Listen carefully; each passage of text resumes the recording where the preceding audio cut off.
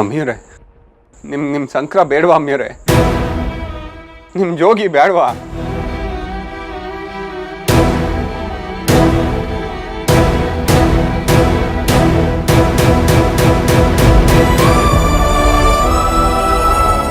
ನನ್ನ ಯಾಕೆ ಅಮ್ಮಿಯವರೇ ದೂರ ಮಾಡ್ತಾ ಇದ್ದೀರಾ? ನಾನು ಏನು ತಪ್ಪು ಮಾಡಿವ್ನಿ? ನಾನು ಎಲ್ಲಿ ಹೇಳ್ದೆ ನಿಮ್ ತಪ್ಪಿದೆ ಅಂತ? ನಿಮ್ದೇನು ತಪ್ಪಿಲ್ಲ.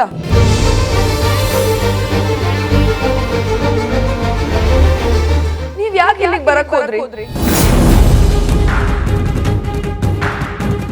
ನಾನು ಹೇಳಿರ್ಲಿಲ್ವಾ ನನ್ನ ಹುಡ್ಕೋ ಪ್ರಯತ್ನ ಮಾಡಬೇಡಿ ಅಂತ? ಮತ್ ಯಾಕೆ ಹುಡ್ಕೊ ಬಂದ್ರಿ? ಇಲ್ಲ ಅಮ್ಮಿಯವರೇ, ನಂಗೆ ನಿಮ್ಮನ್ನು ಬಿಟ್ಟಿರಕ್ಕೆ ಆಯ್ತಾ ಇಲ್ಲ ಅಮ್ಮಿಯವರೇ.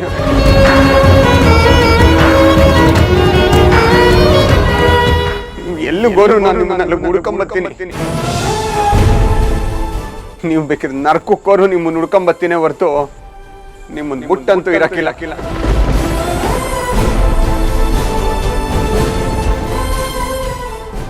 ನೀವಿಲ್ದೆ ನನ್ನ ಸ್ವರ್ಗದಾಗಿರೋನು ನಾನು ಇರಕ್ಕಿಲ್ಲ ಅಮ್ಮಿಯವರೇ.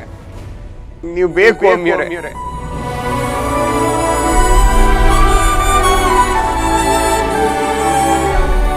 ಗೌರಿ, ಎಲ್ರು ಹೇಳೋ ಮಾತು ಸ್ವಲ್ಪ ಕೇಳೆ.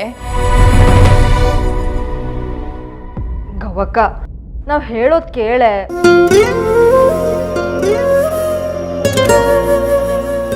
ಮಗಳೇ, ಅಳಿಯಂದ್ರು ಯಾರು ಮಾತಾಡ್ಬೇಡಿ.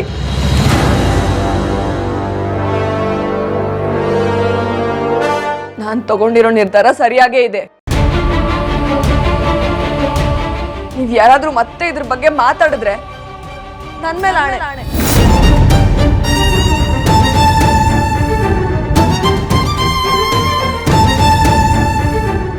ಯಾಕೆ ಅಮ್ಮಿಯವರೇ ಹಿಂಗೆ ಮಾಡ್ತಾ ಇದ್ದೀರಾ?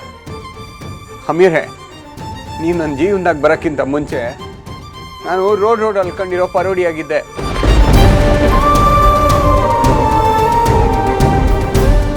ನೀವು ನನ್ನ ಜೀವನಕ್ಕೆ ಬಂದ್ಮ್ಯಾಗೆ ನಾನೊಬ್ಬ ಒಳ್ಳೆ ಮನ್ಸ ಅನ್ಸ್ಕೊಂಡೆ. ನನ್ನ ಪ್ರಾಣ ಅಮ್ಮಿಯವರೇ, ನೀವು ನನ್ನ ಪ್ರಾಣ.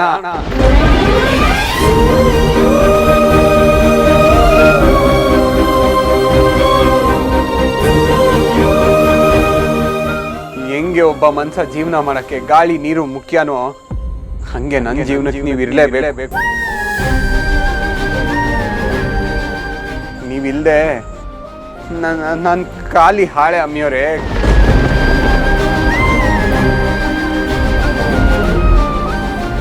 ಕೈ ಮುಗಿತೀನಿ, ಏನೇ ಬಂದ್ರು ಇಬ್ರು ಒಟ್ಟಿಗೆ ನಿಂತ್ಕೊಂಡು ಎದುರಿಸುವ. ಗಂಗಾ ಅವ್ರಿಗೆ ನಾವಿಬ್ರು ನಿಂತು ಮದುವೆ ಮಾಡಿಸುವ. ನಂಗೆ ಗೊತ್ತು ಅಮ್ಮಿಯವರೇ, ನನ್ನ ಉಸಿರು ನಿಂತರೆ ನಿಮ್ಮ ಉಸಿರು ನಿಂತೋಯ್ತಾನೆ ಅಂತ ನಂಗೆ ಸಂದ ಗೊತ್ತು.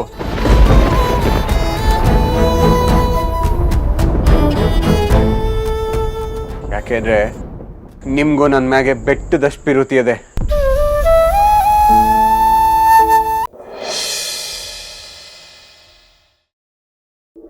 ದುಡ್ಡು ಕೊಟ್ಟರೆ ಬೇಕಾದ ಸಿಗುತ್ತೈತಿ ಈ ಜಗದಲ್ಲಿ ಕಾಣೋ.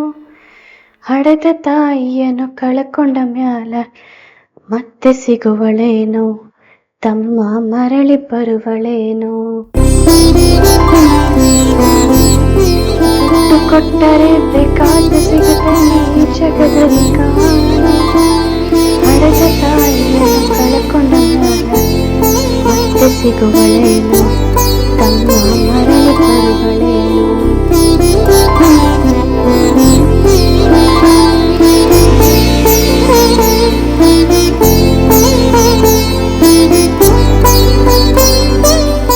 ಅಮ್ಮ, ನೀವೇವಾಗ ಬಂದ್ರಿ? ನೀನು ಚಂದ ಹಾಡ್ತಿದ್ದೆ ನೋಡು. ನಾನು ಆಗ್ಲೇ ಬಂದೆ, ಕೇಳಿಸ್ಕೊಳ್ತಾ ನಿಂತಿದ್ದೆ. ತಗೋ ಪುಟ್ಟ. ಏನಾದ್ರೂ ತರೋದತ್ತ ಅಮ್ಮ? ಇದು ನಿನಗೆ.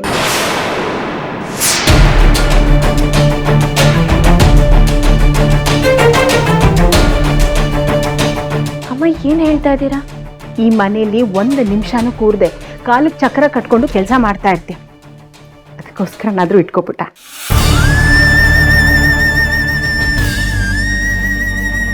ಇದನ್ನ ನಿನಗೆ ಸಂಬಳ ಅಂತ ಕೊಡ್ತಿಲ್ಲ ಪುಟ್ಟ, ಪ್ರೀತಿಯಿಂದ ಕೊಡ್ತಾ ಇರೋದು. ಬೇಡ, ಈಗಾಗಲೇ ನಿಮ್ಮ ಪ್ರೀತಿನ ಪೆಟ್ಟಿದಷ್ಟು ನಾನು ಹೊತ್ಕೊಂಡಿದ್ದೀನಿ. ಈ ಕೈ ಹಣದ ಭಾರ ನನಗೆ ಬೇಡ. ಭಾರ ಅಂತೆಲ್ಲ ಹೇಳಬಾರ್ದು. ನೀನು ಒಂದು ತಾಯಿ, ಹೆಣ್ಮಗಳ ಜವಾಬ್ದಾರಿ ಇದೆ. ಖರ್ಚಿಗೆ ದುಡ್ಡು ನಿನಗೂ ಬೇಕು ಅಲ್ವಾ ಪುಟ್ಟ?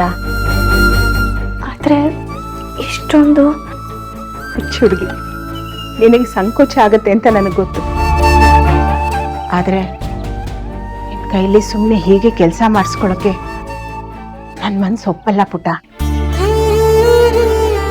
ಅದು ಅಲ್ಲದೆ ಒಂಟಿ ಹೆಣ್ಣು ನೀನು, ಅನ್ನ ಇಲ್ಲದೆ ಬದುಕಕ್ಕಾಗತ್ತಾ ಪುಟ್ಟ? ಇಷ್ಟು ದಿನ ನಿನಗೆ ನಿನ್ನವರು ಅಂತ ಯಾರೂ ಇರಲಿಲ್ಲ. ಈಗ ನೀನು ಈ ಮನೆಗೆ ಬಂದ್ಮೇಲೆ ನೀನು ನಮ್ಮ ಜವಾಬ್ದಾರಿ ಪುಟ್ಟ.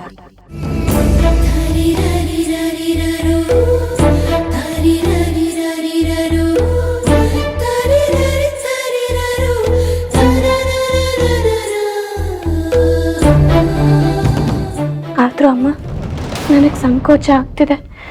ಹಾ, ನನಗೇನಾದ್ರೂ ದುಡ್ಡು ಬೇಕು ಅಂದ್ರೆ ನಾನೇ ಬಂದು ಕೇಳ್ತೀನಿ. ಈಗ ಬೇಡ ಅಮ್ಮ. ದುಡ್ಡು ಅನ್ನೋದು ಸಾಕ್ಷಾತ್ ಲಕ್ಷ್ಮಿ ಇದ್ದ ಹಾಗೆ ಪುಟ್ಟ. ಅದಾಗೆ ಅದು ಬಂದಾಗ ಆಶೀರ್ವಾದ ಅಂತನೋ ಪ್ರಸಾದ ಅಂತನೋ ಕಣ್ಣಿಗೆ ಹೊತ್ಕೊಂಡು ಸ್ವೀಕಾರ ಮಾಡಬೇಕು. ನೀನಿದನ್ನು ತಗೊಳ್ಳೋದು ಲಕ್ಷ್ಮಿ ಕೊಡೋ ಗೌರವ. ತಗೋ ಪುಟ್ಟ, ನನಗೋಸ್ಕರ ತಗೋ.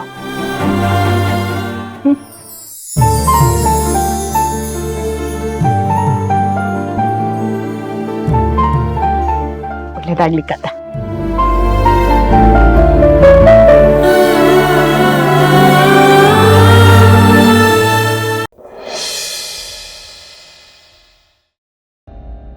ಚೆನ್ನಾಗಿದ್ದೀರಾ ತಾತ? ಹೇಗಿದೆ ವ್ಯಾಪಾರ? ನಮಸ್ಕಾರ.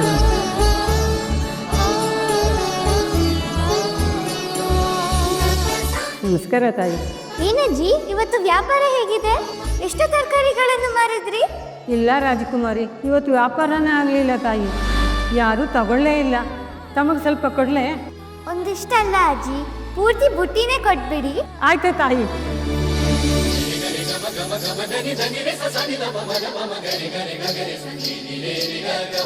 ತೆಗೆದುಕೊಳ್ಳಿ ಅಜ್ಜಿ.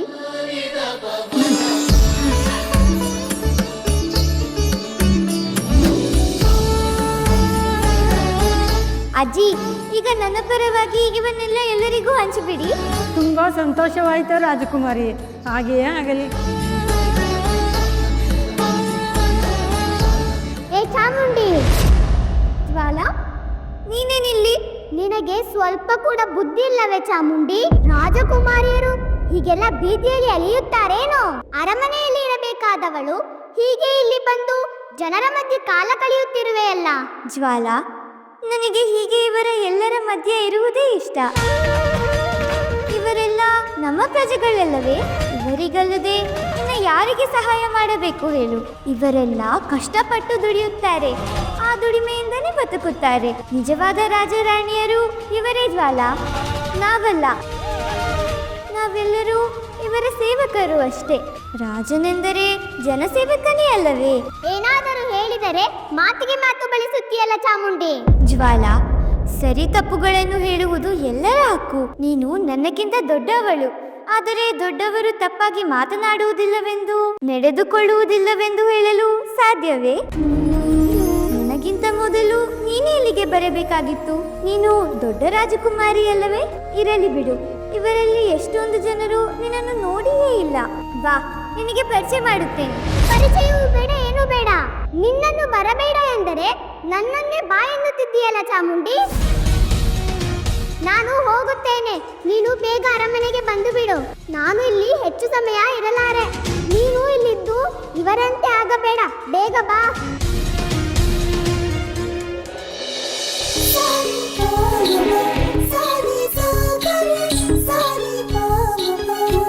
ಏನಣ್ಣ, ವ್ಯಾಪಾರ ಹೇಗಿದೆ?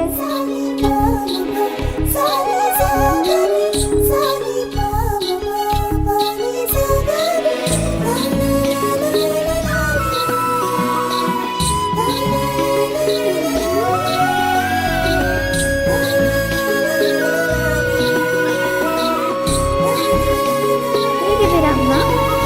ಹೇಗಿದ್ದೀರಾ? ವ್ಯಾಪಾರ ಚೆನ್ನಾಗಿ ನಡೀತಿದೆ ಅಲ್ಲ? ಎಷ್ಟು ಅಂತ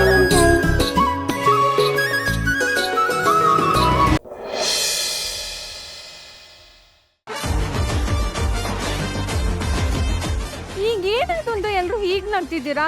ಅವರೇನೋ ಕೆಲ್ಸದ ಅರ್ಜೆಂಟಲ್ಲಿ ಹೋಗ್ತಿದ್ರು, ಅದಕ್ಕೆ ಬೆಳಗ್ಗೆ ನಾನು ಏನ್ ಟಿಫನ್ ಮಾಡಿದೆ ಅನ್ನೋದ್ರ ಬಗ್ಗೆ ಗಮನ ಕೊಡ್ಲಿಲ್ಲಪ್ಪ. ಎಲ್ಲಾ ಗಂಡಂದ್ರು ಹೀಗೆ ಮೀರಾ, ಮದ್ವೆ ಆಗಿ ಇನ್ನು 1 ವರ್ಷ ಅಲ್ವಾ ಆಗಿರೋದು, ಅದಕ್ಕೆ ನಿಂಗೆ ಇದೆಲ್ಲ ಹೊಸ್ತು.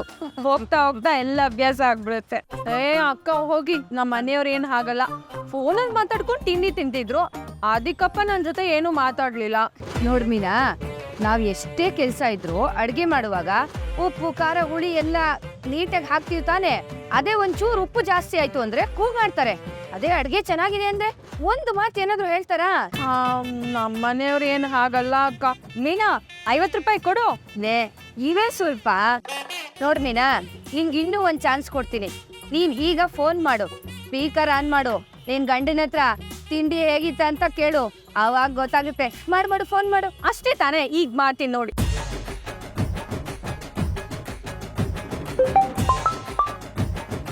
ಹಲೋ, ಹೇಳು. ಹಲೋ ರೀ. ಹಲೋ, ಅದು ಏನಿದೆ ಬೇಗ ಬಿರ್ಬಿರ್ನೇ ಹೇಳ್ಬೇಕಿಲ್ಲಿ, ನಾನು ಸ್ವಲ್ಪ ಬಿಸಿ ಇದೀನಿ, ಕೆಲಸಗಳಿದೆ ನನಗಿಲ್ಲಿ. ಅದು ನೀವು ಬೆಳಗ್ಗೆ ಟಿಫನ್ ತಿಂದ್ರಲ್ಲ? ಹೌದು, ನಮ್ಮನೇಲಿ ಟಿಫನ್ ಮಾಡ್ಕೊಂಡು ಹೊರಟೆ. ಏನಿವಾಗ? ಅದು ಹೇಗಿತ್ತು ಅಂತ. ಏನ ಟಿಫನ್ ಹೇಗಿತ್ತು ಅಂತ ಕೇಳಿದೆ. ಮೀನಾ, ನನಗೆ ಮೈಸೂರಿಗೆ ಒಂದು ಟ್ರಿಪ್ ಬಂದಿದೆ, ಅವ್ರನ್ನ ಬೇಗ ಹೋಗಿ ಪಿಕಪ್ ಮಾಡಲು ಹೋಗ್ಬೇಕು ಅಂತ ಅನ್ನೋ ಟೆನ್ಷನ್ ನಾನಿದ್ದೀನಿ. ನೀನು ಫೋನ್ ಮಾಡ್ಬಿಟ್ಟು ಟಿಫನ್ ಹೆಂಗಿತ್ತು ಅಂತ ಕೇಳ್ತಾ ಇದ್ದೇನೆ. ಅಲ್ಲ ರೀ, ನಾನು ಹೊಸದಾಗಿ. ಏನು ಹೊಸದಾಗಿ? ಏನು? ನನಗೆ ಉಪ್ಪಿಟ್ಟು ಇಷ್ಟ ಇಲ್ಲ ಅನ್ನೋದು ವಿಷಯ ನಿನಗೆ ಗೊತ್ತು. ನೀನು ಅದನ್ನ ದೋಸೆ ಒಳಗೆ ಇಟ್ಬಿಟ್ಟು ಕೊಟ್ಬಿಟ್ಟಿಗೆ, ನನಗೆ ಗೊತ್ತಾಗಬಾರ್ದು ಅಂತ. ಅದನ್ನೇನು ಹೇಳ್ಬೇಕು ನಿನಗೆ ಚೆನ್ನಾಗಿದೆ ಅಂತ? ಲೇ ಮೀನಾ, ನನಗೆ ತಲೆ ಕೆಡಿಸ್ಕೊಡ ನೀನು. ನನಗೆ ಕೋಪ ಬಂದ್ಬಿಟ್ರೆ ನೀನು ಎಲ್ಲಿದೆಯೋ ಅಲ್ಲಿಗೆ ಬಂದು ತಲೆ ಮೇಲೆ ನೋಡಿದು ನಾನು ತಲೆಕಾಡು ಹೋಗ್ಬಿಡ್ತೀನಿ ಅಷ್ಟೇ. ಆಮೇಲೆ ಇಡೇ ಫೋನು. ನೋಡಿದ್ಯಾ ಮೀನಾ, ಎಲ್ಲ ಗಂಡಸರು ಹೀಗೆ, ನಿನ್ ಗಂಟನು ಹೀಗೇನೆ. ಇಲ್ಲ ಹೋಗಿ ಅಕ್ಕ, ಅವ್ರೇನ್ ಹಾಗಿಲ್ಲ, ಎಲ್ಲರೂ ಹಾಗೆ ಮೀನಾ. ಅಲ್ಲ ಅಕ್ಕ, ಅವ್ರ ಕೆಲ್ಸದ ಮೇಲೆ ಹೋಗ್ತಿದ್ದಾರೆ.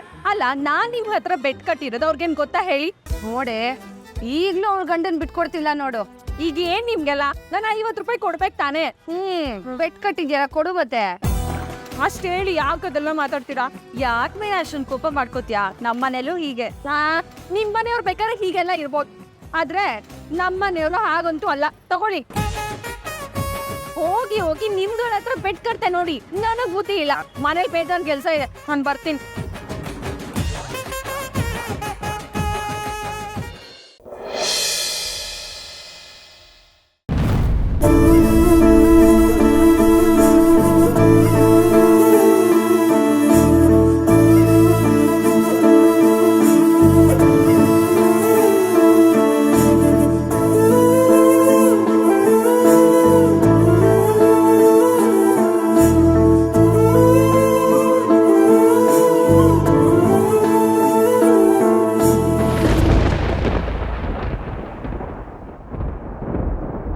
ನಾನು ನೀನು ಇಬ್ಬರೇ ಊರಲ್ಲಿ,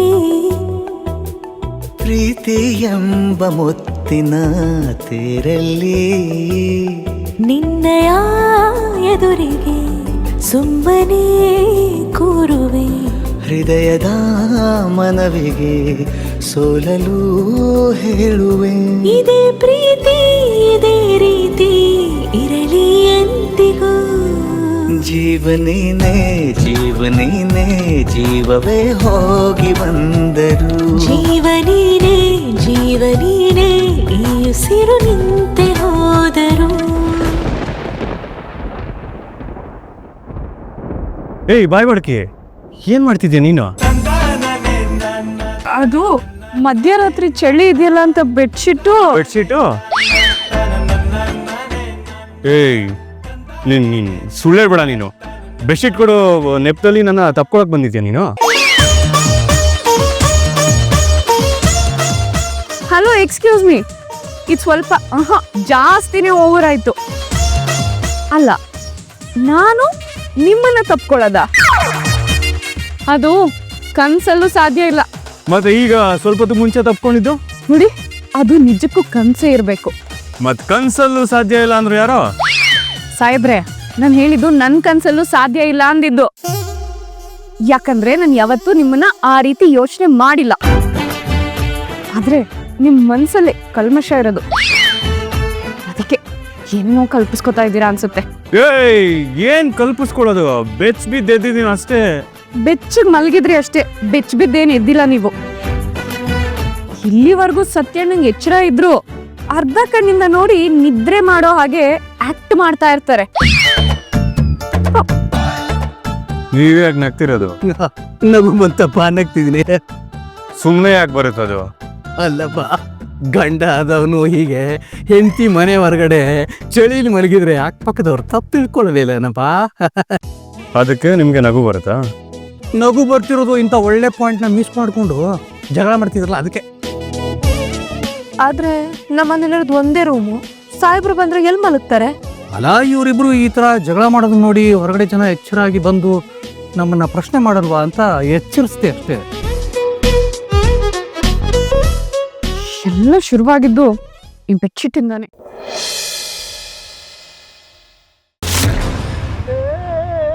ಪರಬ್ರಹ್ಮ ಹೇ ಪರಾತ್ಪರ ರಕ್ಷಕನೇ,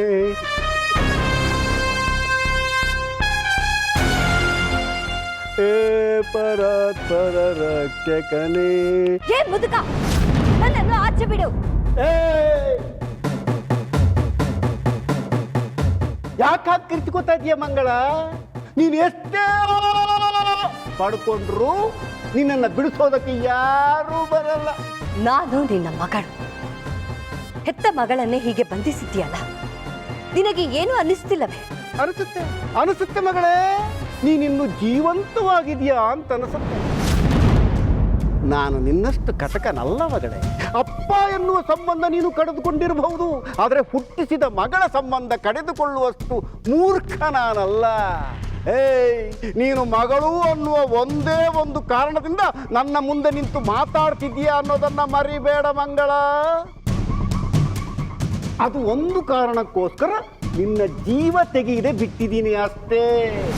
ನೋಡು, ಮರ್ಯಾದೆಯಿಂದ ನನ್ನನ್ನು ಬಿಟ್ಟು ಕಳಿಸು, ಇಲ್ಲದೆ ಹೋದರೆ ಪರಿಣಾಮ ನೆಟ್ಟಗಿರುವುದಿಲ್ಲ. ನಿನ್ನ ಪರಿಸ್ಥಿತಿಯೇ ನೆಟ್ಟಗಿಲ್ಲ, ನೀನು ನನಗೇನು ಮಾಡಬಲ್ಲೆ? ಬಾಯಿ ಮುಚ್ಚಿಕೊಂಡು ತೆಪ್ಪಗೆ ಬಿದ್ದಿದ್ರೆ ನಿನ್ನ ಆರೋಗ್ಯಕ್ಕೆ ಒಳ್ಳೆಯದು. ಮಂದಾರ ತಿರುಗಿ ಬರುವ ತನಕ ಮಾತ್ರ ನಿನ್ನ ಬದುಕು. ಆಮೇಲೆ ನಿನ್ನ ಗತಿ ಅದೋ ಗತಿ, ಅದಂತ ಅಲ್ಲಿಯ ತನಕ ಆದ್ರೂ ಈ ನಿನ್ನ ಚಿಕ್ಕ ಬದುಕನ್ನ ಅನುಭವಿಸು. ಅಳದಿರು ತಾಯೇ, ಬೇಡ ಬೇಡ, ಅಳದಿರು ತಾಯೇ.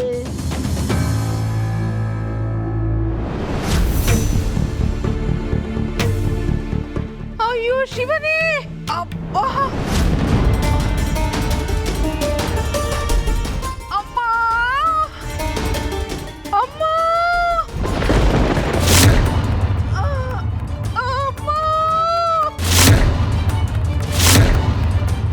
ಅಯ್ಯೋ ಶಿವನೇ. ಏನು ಮಾಡಿಬಿಟ್ಟೆ? ನಾನೇನು ಮಾಡಿಬಿಟ್ಟೆ?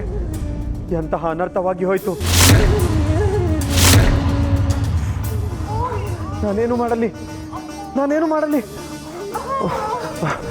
ತಾಯಿ?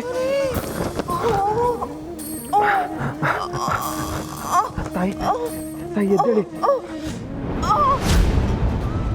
ಶಿವನೇ,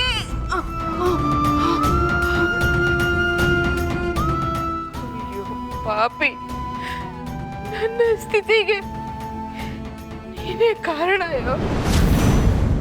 ನಿನಗೆ ಒಳ್ಳೇದಾಗೋದಿಲ್ಲ, ನಾಶ ಆಗೋಗ್ತೀಯ.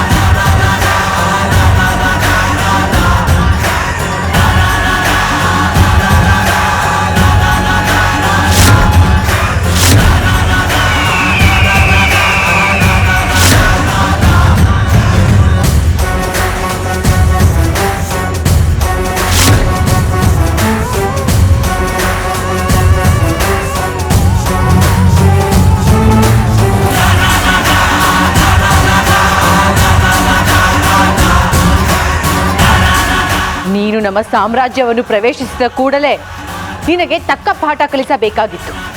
ಪ್ರಮಾದವಾಯಿತು. ಇನ್ನು ನಿನ್ನನ್ನು ಯಾವ ಕಾರಣಕ್ಕೂ ಸುಮ್ಮನೆ ಬಿಡುವುದಿಲ್ಲ.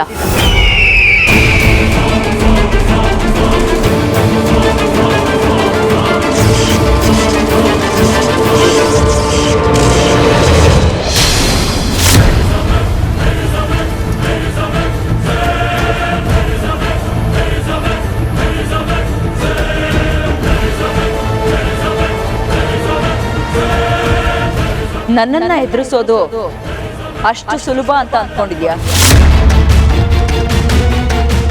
ಇವಳು ಚಿರಂಜೀವಿ ಕೊಳದ ಒಳಗೆ ಇಳಿದು ತನ್ನ ಶಕ್ತಿಯನ್ನು ಹೆಚ್ಚು ಮಾಡಿಕೊಂಡಿದ್ದಾಳೆ. ಎಲ್ಲರೂ ಒಟ್ಟಾಗಿ ಎದುರಿಸೋಣ. ಹರ ಹರ ಮಹಾದೇವ, ಹರ ಹರ ಮಹಾದೇವ.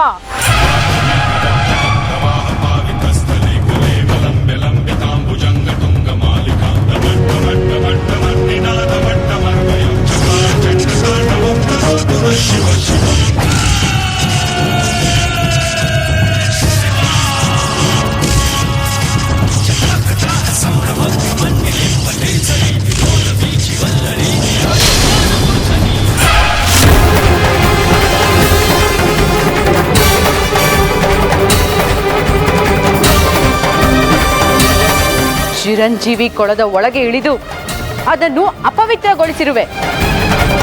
ನಿನ್ನ ಈ ಅಪರಾಧಕ್ಕೆ ಕ್ಷಮೆಯೇ ಇಲ್ಲ.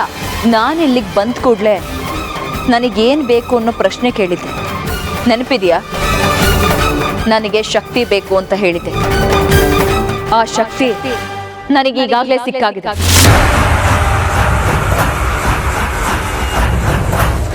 ಇದನ್ನ ಪಡ್ಕೋತೀನಿ ಅನ್ನೋ ವಿಶ್ವಾಸ ನನಗಿತ್ತು.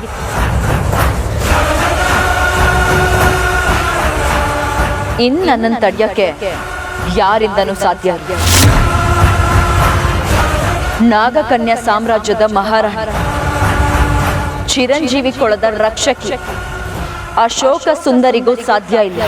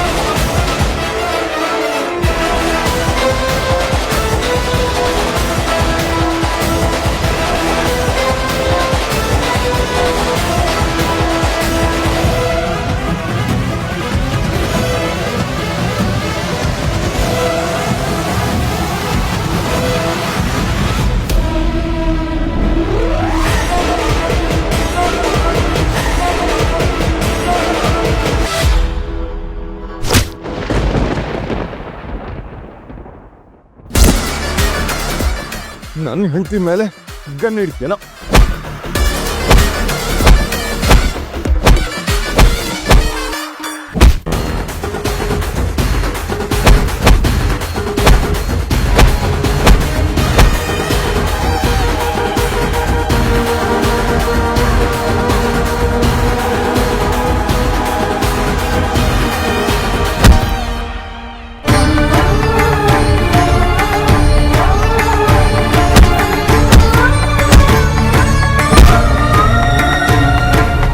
ಕಲೆ ಆಗ್ತದ, ರಕ್ತದ ಕಲೆ ಮೈಗಂಟತದ. ರಕ್ತ ಉಳ್ಸಾಕೆ ರಕ್ತ ಹರಿತೈತಿ ಮಗಳ. ಏನಮ್ಮ ವೇದ ಇದು? ಏನ್ ಮಾಡ್ತಿದ ನಿನ್ ಗಂಡ?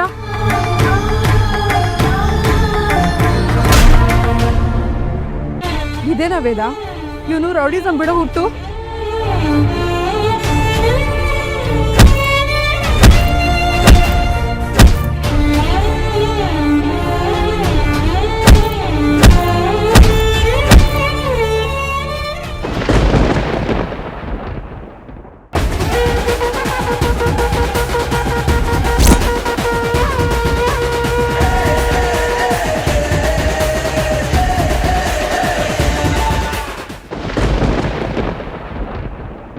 ನಾನು ಯಾವ ರಕ್ತದ ಕಲೆನೂ ಮಾಡಿಸ್ಕೊಳಲ್ಲ, ನನ್ನ ಕೈ ರಕ್ತನೂ ನೋಡಲ್ಲ.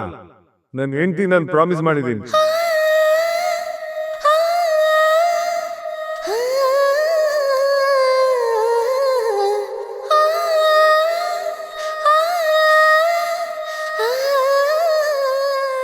ಗೊತ್ತಲ್ಲ, ನಿಮ್ಗೇನು ಆಗಿಲ್ಲ ತಾನೆ?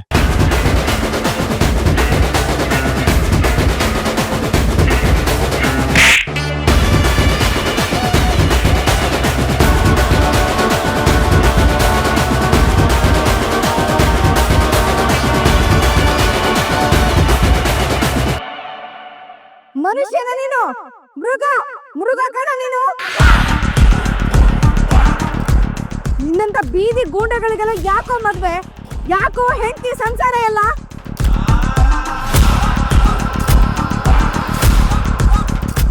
ಅನ್ಯಾಯವಾಗಿ ಈ ಹುಡುಗಿಗೆ ತಾಳಿ ಕಟ್ಟಿ ಇವ್ರ ಜೀವನನೇ ಹಾಳು ಮಾಡ್ಬಿಟ್ಟಿಯಲ್ಲೋ. ಇಲ್ಲ, ನೀವೆಲ್ಲ ಸತ್ರು ಬದಲಾಗಲ್ಲ ಕಣ್ರು. ನನ್ ಗಂಡ ಎಲ್ರೂ ತರ ಅಲ್ಲ, ಅವನನ್ನ ಬದಲಾಯಿಸ್ತೀನಿ ಅಂದೆ. ಇದೇನಮ್ಮ, ಇದೇನಾ ಇವನ್ ಬದಲಾವಣೆ? ನಿನ್ನೊಂದಿಗೆ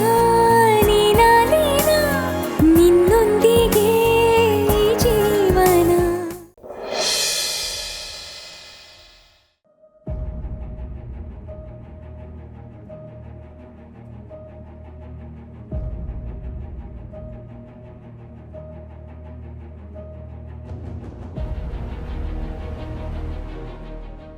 ಎಲ್ಲರೂ ಈಡಿಯಟ್ಸ್ ಇಲ್ಲಿ, ಯಾರಿಗೂ ಏನೂ ಅರ್ಥನೇ ಆಗಲ್ಲ.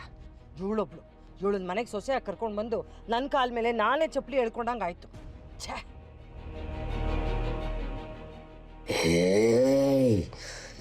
ಏನು ಮಾಡ್ತಿದ್ಯಾ ಸಂಯುಕ್ತ? ದೇವಸ್ಥಾನಕ್ಕೆ ಬಂದಿದ್ದೀನಿ.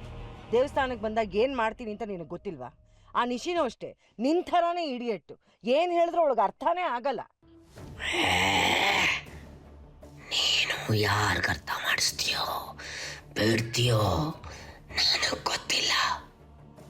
ಆದರೆ ಈಗ ನೀನು ನಿಜವಾಗ್ಲೂ ಅದನ್ನು ತೆಗಿತೀಯಾ? ನಿಜ ಹೇಳು. ಯಾಕೆ ನಾನು ತೆಗಿತೀನೋ ಇಲ್ವೋ ಅಂತ ನಿನಗೆ ಗೊತ್ತಿಲ್ವಾ? ಸಂಯುಕ್ತ, ಮತ್ತೆ ಕೇಳ್ತಾ ಇದ್ದೀನಿ, ನಿಜ ಹೇಳೋ. ನಿನಗೆ ಹೇಳೋಕೆ ಕೇಳೋಕೆ ಏನೂ ಉಳಿದಿಲ್ಲ. ನನ್ನನ್ನು ಕೇಳೋ ಅಧಿಕಾರ ನಿನಗಿಲ್ಲ. ಆ ಅಧಿಕಾರನ ನೀನು ಯಾವತ್ತೋ ಕಳ್ಕೊಂಡ್ಬಿಟ್ಟಿದ್ಯಾ. ಈಗ ಇದನ್ನ ನನ್ನ ಕಿವಿಯಿಂದ ನಾನು ತೆಗಿಬೇಕು ಅಷ್ಟೇ, ಬೇರೆ ದಾರಿನೇ ಇಲ್ಲ. ಹೋದ್ ಸಾರಿ ಕೂಡ ಇದನ್ನೇ ಮಾಡಿದ್ದೆ.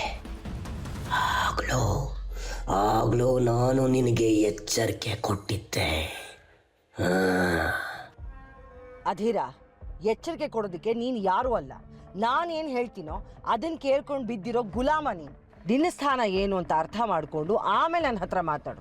ಈಗ ನನ್ನ ದೃಷ್ಟಿಲಿ ನೀನೊಬ್ಬ ಇರುವೆ ಅಷ್ಟೇ. ಸಣ್ಣ ಇರುವೆ ಕೂಡ ಆನೇನೆ ಬಗ್ಗಿಸ್ಬೋದು ಅನ್ನೋದನ್ನ ಮರಿಬೇಡ. ಈ ಥರ ಬಿಲ್ಡಪ್ಗೆಲ್ಲ ನೀನು ಏನೂ ಕಡಿಮೆ ಇಲ್ಲ. ನೋಡು, ನಾನು ಆಲ್ರೆಡಿ ತುಂಬ ಇರಿಟೇಟ್ ಆಗಿದ್ದೀನಿ. ದಯವಿಟ್ಟು ನನಗೆ ಕೋಪ ಬರೆಸಿ ಇನ್ನೂ ನನ್ನನ್ನು ಇರಿಟೇಟ್ ಮಾಡಬೇಡ. ನಿಜವಾಗ್ಲೂ ತೆಗಿತಿದ್ಯಾ ಸಂಯುಕ್ತ? ತೆಗಿಬೇಕಾಗಿದೆ ಅಧೀರ, ಅರ್ಥ ಮಾಡ್ಕೊ. ನಾನು ದೇವಸ್ಥಾನದಿಂದ ವಾಪಸ್ ಮನೆಗೆ ಹೋದ್ಮೇಲೆ ಮತ್ತೆ ಇದನ್ನ ಹಾಕೊಳ್ತೀನಿ. ಈಗ ತೊಲಗು.